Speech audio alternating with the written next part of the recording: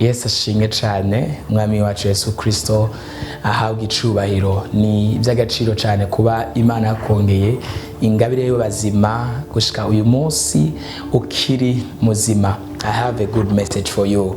Ndagusengeye cyane ngo 2024 Imana igucira inzira aho zitari, Imana ikwagure.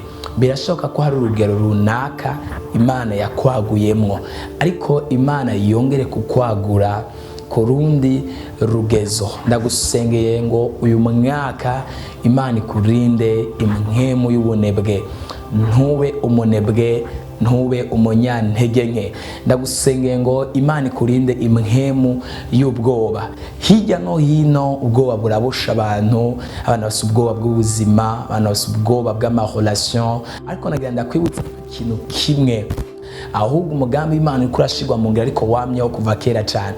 Maybe you have fear, kandi kugira ubwoba birumvikana cyane mu mutima, but I pray for you, Imana yo mu ijuru igukomeze kandi gutabara. Ijambo ry'Uhoraho riravuga ngo ntago mwahawe imwemu y'ubuja, ntago twahawe imwemu y'ubuja ngo tugira ubwoba. So Imana ikurinde kugira ubwoba mu izina rya Yesu. Imana iguhereza inkomezi, iguhereza imwemu y'inkomezi, iguhereza imwemu yo gutsinda no kunesha, kubera ko amagufa yumye arashobora kuba mazima. Kandi niko yabwiye Ezekiyeli aravye mu kiyabona amagufa ni menshi cyane, yarumye cyane, ariko ntiyagira ubwoba kwera ko ari Imana arivuganye nawe, akora nk'uko Imana imubariye. Imana ikurongore in this year, Imana ikurongore muri uyu mwaka, Imana ikugirire neza. Kandi ndagusengeye, you have a lot of plans, ufite imigambi myinshi cyane utegura ku buzima bwawe.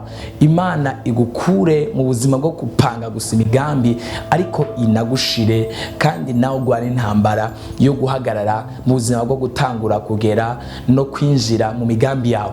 It may be difficult, birashobora kugorana, urashobora kuruha, urashobora kuvunika, urashobora gusonza, urashobora guhura n'ama rejection menshi, urashobora guhura n'abakorejeta benshi, urashobora guhura n'abaguca intege benshi, ariko nagenda kubwire ngo if you want to go forward, utegerezwa kuruha, utegerezwa kuvunika, utegerezwa guhura n'ibitandukanye. Ariko muri vyose, I pray for you, may the Lord I serve empower you in the name of Jesus, increase you in mercy, increase you in prosperity, increase you in holiness, increase you in salvation, increase you in power and in His glory. Imana ikwambike inkomezi, kandi Imana ikwambike ububasha, ikwambike n'inkomezi zo gushobora kubandanya.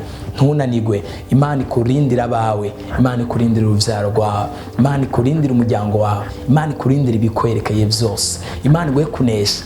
Ndagusenge ngo 2024 intambara zose uyu mwaka uzohura nazo, iziva mu buzima busanzwe, izo mu buryo bw'imwemu, izubonesha amaso n'izo utabona amaso, uzuronke kuzitsinda mu izina rya Yesu.